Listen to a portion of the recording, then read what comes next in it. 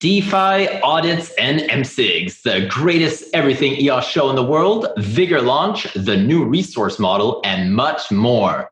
Hello, EOS Nation. I'm Yves Larose, and this is episode 72 of the EOS Hot Sauce. I do not have a teleprompter, and I'm not going to pretend like I'm not reading. I am reading. And so if you don't see me look at the camera, that's why. As always, our spicy weekly updates are available in every format.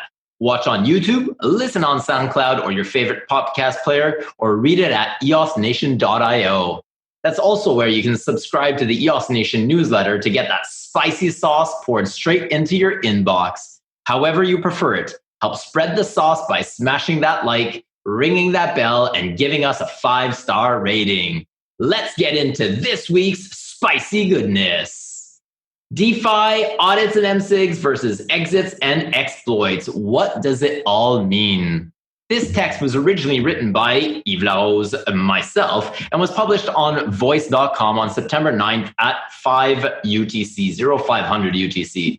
We're republishing it here in its entirety, and I will read it out for you. I will try and read it out for you in the voice in my head as I was writing this. I've been trying to gather my thoughts in order to write this post, as there has been much movement in the EOS DeFi realm recently. I wanted to summarize the discussions from our EOS Nation Telegram group in an easy-to-read format for you, also having something handy to point in for future reference. Disclosure, I was prompted to write this specifically tonight, at that time, for 2 reasons. 1, a token holder reached out this evening to inform me they believe a project that added EOS Nation in their MSIG permission list is a scam project. 2, it appears the EMD project has exit scammed. My goal is to have the widest reach possible. I'll therefore try and keep this simple in terms of complexity. Those with a deep understanding of these concepts might feel I'm oversimplifying certain things. That is my intention. Audit versus open source. What we see in EOS right now are projects that choose to either get their contracts audited or skip the audit and open source the code, which essentially opens the door for anyone and everyone to audit. There are advantages and disadvantages to both, which I do not want to dwell on. The point is that we should typically see one or the other. A potential red flag is when a project does neither. What is also important to note is that having an audit performed or having code that is open source does not remove the risk of having issues within the code, intentionally or not. It simply mitigates a portion of the risk and even reduces it greatly to a certain extent, but it is not foolproof. There are both means to improve the relationship with the token holder by building an initial base layer of trust. There are several companies that I know of that offer auditing services on EOS, which I have personally worked with: Slowmist, PeckShield, EOS42, and Sentinel. It is my opinion, based on experience working with these 4, that they are competent and trustworthy. However, I need to repeat it. An audit does not remove risk. It mitigates it to a considerable extent. Please remember this. The process of performing an audit is a back and forth that can last several days and is intended to close any potential loopholes in the code. If a project performs an audit but deploys a different version of the code, one which is not audited, it has no meaning. Ensure that the code that is deployed matches the hash of the audited code. Usually, the auditor will add this as a mention when they give their stamp of approval. For example, they'll say something like, "We've audited this code, and the deployed code matches the hash that we audited." MSIG versus single owner. This is a tricky one, so please bear with me. MSIG is short for multi-signature. It's simply adding the requirement for more than one party to make changes to a particular contract. Changes could be anything from code modifications to execution of functions from within the contract itself. MSIGs are great for many reasons, the main being given away sole authority over a particular contract, decentralizing its ownership. EOS has an incredibly powerful set of base layer permission functions that can be leveraged alongside the MSIG. The 2 main ones that need to be adjusted are threshold and weight. Threshold is the bar to reach, a concrete number that needs to be attained or surpassed in order to have authority over the contract. Weight is the value that is assigned to each participant. Adding the weights together is what is calculated when determining if the threshold is met. For example, let's pretend there's a contract with a set threshold of 3. In the permission set, there are 5 accounts that each have a weight of 1 assigned. In order to make the changes to the account, Any three of those would need to be in consensus in order to meet the threshold set. Each EOS account has an owner key as well as an active key. The owner permission can do whatever it wants, including changing the active key and permission sets. In many cases, the active permission is only EOSIO.code, so the contract itself. Note that for most projects, you would see the MSIG at the owner level, but not necessarily at the active level. This is fine, but here's where it gets a little tricky. Any account can be added onto an MSIG permission list. This does not require consent nor knowledge from said account owner. Why is this important? Well, for one, having an account that is MSIG'd does add a layer of security to a certain degree. As I mentioned above, it does decentralize ownership of the contract, but it can be superficial if other criteria aren't also followed. An MSIG account does not inherently mean that there are no issues within the contract. Always look to see if the code has been audited or is open sourced. Always check to see if the MSIG participants are known and trusted entities. Always check the threshold and weight set. How many other entities need to approve changes for consensus to be reached? On the question of consent, somewhat irrelevant. It's good form, see polite, for a project to reach out and ask whether a particular entity wants to be a party to an MSIG. But as you now know, it's not necessary. There's no way for us as EOS Nation to guide, direct, mentor, and review each project. We just can't do this. There are not enough hours in a day to do so. Being on an MSIG list is not an intrinsic endorsement of the project. This is very important. At EOS Nation, we've taken the position of accepting to be on the MSIG list on projects in order to help decentralize contracts as a general service to token holders and developers. We accept to do so when the criteria laid out above are met, as this helps ensure, to a certain extent, that no one can arbitrarily move assets, for example. However, there comes a point where this is no longer scalable as the ecosystem grows and more projects are deployed. Hence my previous comment about consent not being necessary. At some point, it is inevitable that projects will assign trusted entities and only reach out when or if they need to make changes. The review process, if accepted, would be done at that time. Of note, unless absolutely necessary, you typically do not want to make modifications to the code. So this may never happen. This is fine as long as token holders understand what I've written above. An MSIG account does not mean it is risk-free. As with the audit, it is simply an additional layer of protection to mitigate possible risk, not remove it. I started this article by giving a disclosure for the particular timing of the article. Let me address the two. Number one, a project with little utility, poor communication, questionable tokenomics, an anonymous team, and falling asset valuation does not make it a scam. As far as I can tell, that's number two, EMD was not audited, not open sourced, and the owner and active keys were the same, and they weren't MSIG either. This could have been prevented. Thank you for reading. I hope this helped shed light on these concepts and that it'll help you make informed decisions as our ecosystem enters its next phase of growth.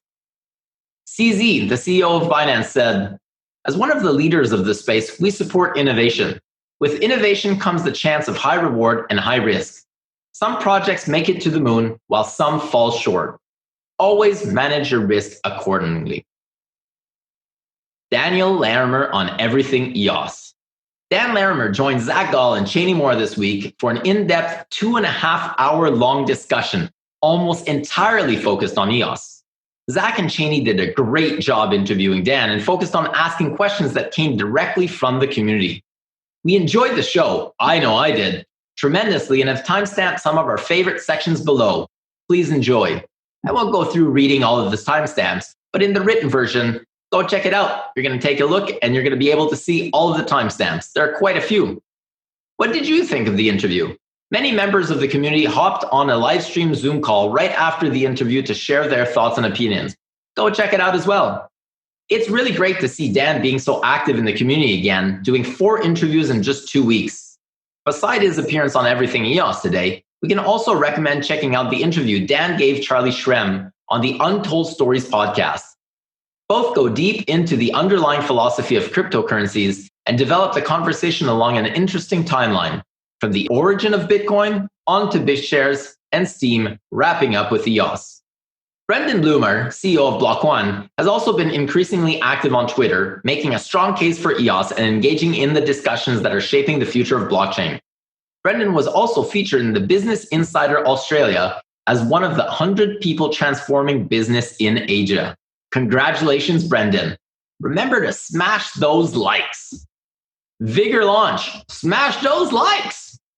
Vigor has recently completed the fourth step on their way to allowing public access to the protocol and officially launching Vigor on September 15th, 2020. This launch represents the culmination of over 2 years of hard work from countless participants who believed in the vision of a highly decentralized and community-owned decentralized financial protocol. The 4 steps that have been completed are deploy to EOS, stake to join DAC, code audit by Sentinel, and decentralized keys. The 2 steps remaining are open access and live on September 15th. I'm really excited. I can't wait for that to happen. block.one invites EOS community to test proposed resource model. The new resource model that has been proposed by block.one, public blockchain engagement, is going to have an impact on the various stakeholders within the ecosystem. Those most affected are likely to be the token holders who use their stake to power their applications and or cover the cost of usage for their users. It's also important to highlight that code changes are likely to be required for many wallet providers who create accounts on behalf of users. block.one wants to hear from everyone, so make sure you send them your feedback. block.one developers, token holders, and block producers are discussing these changes, and we invite all EOS stakeholders to participate in this process. This change is looking to positively impact the majority of token holders. And now is the time for Race for Rares contest. Attention all live participants. It's time for the Race for Rares. When the clock starts, you'll have 2 minutes to type spicy rare in the live chat to join this week's contest. You can also try to guess length for this video for a chance to win some NFT packs. And for those who are not watching live, everyone who leaves a relevant comment about this week's EOS hot sauce could win a golden chili NFT. Good luck to all participants. The Race for Rares is now open. NFT movers and shakers. The Wax community is again full of exciting developments. NFT connectors have until Wednesday at 12 noon Eastern Time to finish a full set of Blockchain Heroes trading cards. If you're looking to complete your set, make sure you do so quickly. Of note, every wallet that holds a full set of the varieties common, uncommon, rare, epic, and legendary will be rewarded with a new card. Spicy. Remember to smash those likes. Speaking of Blockchain Heroes, we continue to be impressed by Joel Comm and Travis Wright's engagement within the community. They hold weekly meetups in which they come up with new challenges and reward drops such as the recent Blockchain Heroes medals. However, the Blockchain Heroes are not the only Wax NFT project that Joel and Travis are working on. The Nifty shopping network is next and is the first Wax-based sale of original digital collectible artworks. For their debut, they've partnered with a selection of 3 artists to work on a set of limited NFTs. The Nifty Shopping Network spotlights original and unique digital artwork on the Wax blockchain. Curated artists and works are featured in limited quantity to provide collectors with inspiring, provocative, and highly collectible art. To view the marketplace, visit nifty.deals. In order to promote the sale, they tried out a new feature from Atomic Hub, which allows NFTs to be claimed, albeit with a limited amount and time by any Wax hot wallet holder. The UI for this feature is still in development, but it should be available soon, along with other new features such as bundled sales, auctions, and an NFT creator update. Looking for more Wax NFT art? Make sure to join the community auction on September 13th, 2020 at 4 p.m. Pacific Standard Time, presented by NFT Hype. Naturally, the poster for the event was published as an NFT. The Wax community is growing at a rapid speed. For that matter, the Wax team published a great review with the first Wax NFT Roundup. The next big sale on Wax will be Original Season 2 of the Garbage Pail Kids, scheduled for the end of September, and we found plenty of good stuff on the roadmap for COGS that includes a list of items that I invite you to check out in the written portion of this hot sauce. We can see the hype for NFTs continues to grow week over week. The last 3 months of 2020 should be especially exciting in the world of Wax and EOS NFTs. Ultra Community Update number 9. This week, we got the pleasure of reading the 9th Ultra Community Update, which introduced a completely new website and a streamlined terminology of all the different components that the Ultra platform is going to offer. We also learned about an upcoming liquidity program for the EOS token on Uniswap and further community building activities such as the Ultra Telegram sticker contest, running from September 18th to 27th. If you want to participate in the contest, join this Telegram chat for further instructions. EOS prizes are up for grabs. While the community is buzzing with anticipation for the mainnet launch and first game schedule for later this year, the general crypto media is also picking up on Ultra. The team shared an impressive list of recent coverage, interviews, and AMAs. This included a paid advertisement on the Chico Crypto YouTube channel. We especially like how Crypto Chico is upfront and transparent about the payment received in exchange for ad space. This is a refreshing change from the way crypto YouTubers usually conduct their business, so we encourage you to check out this video and this channel, and make sure to smash this like. Meanwhile, the Ultra testnet is making great progress, and we can expect the technical teams to share some first results soon. The performance of this EOSIO network is above expectations. Sounds like good times ahead for Ultra. DeFi with BossCore. With the Boss IBC being utilized to realize the first iterations of cross-chain DeFi on EOSIO, BossCore has officially entered the DeFi arena. However, there's a lot more BossCore has to offer for developers to build DeFi applications on Boss. The team published a detailed breakdown of all the core features and how they can be used for DeFi. A pretty impressive list that it is. Kudos to BossCore. Womplay. The EOS VC-funded company Spielworks, creators of the Wombat wallet, just released a new product, Womplay, a gaming platform for EOSIO-based blockchain games, and is directly connected to the Wombat wallet to ensure an easy onboarding and smooth gaming experience. Gamers can earn Wombucks just by playing and win additional prizes by entering challenges. For now, Womplay features 3 different challenge schemes: performance-based challenges, point-based challenges, cash-out challenges. Cash out? Oh yeah, cash out. Gamers can cash out Wombucks into fiat through partnering platforms such as Coinbase and Crypto Locally. Top earning games are sorted in a ranking prominently displayed on the Womplay website. To get an idea, check out this short explainer video or explore the Wombat FAQ to dive deeper. Upland. Upland is growing as the game just expanded its map to New York and more plans to become public about how Upland will become a full-fledged metaverse in the future. In a recent NFT hype episode, the Upland blogger Recourier gave a great overview of all the things in the pipeline for Upland.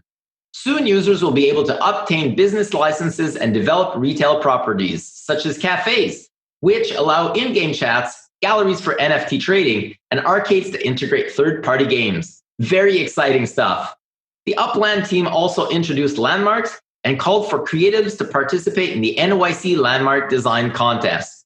The goal of the contest is to design one of these 3 locations. 1, Chrysler Building. 2, the Guggenheim Museum. Or 3, UN Building. The deadline is on for September 21st at 3 p.m. Pacific Standard Time. A great initiative to shape the looks of this real-world inspired metaverse with the community. We're looking forward to seeing the winning designs, which will eventually come out in VR. Speaking about VR and creativity, we're happy to report that Pixio's gallery now supports 3D GLB assets, paving the way for 3D VR. That's a first for EOS-based NFT marketplaces as far as we know. 3D artists can reach out to us to get onboarded via artist@pixios.io. And that's all for this week's episode of EOS Hot Sauce. We've got more spicy goodness for you every week, so subscribe, hit that bell, and stay tuned for the next one. Make sure you smash the like. And if you can't wait till next week, find our previous episodes at eosnation.io or on our YouTube channel. Once again, I was your host, Yves Larose, and we'll see you again next week. Until then, let's keep it spicy.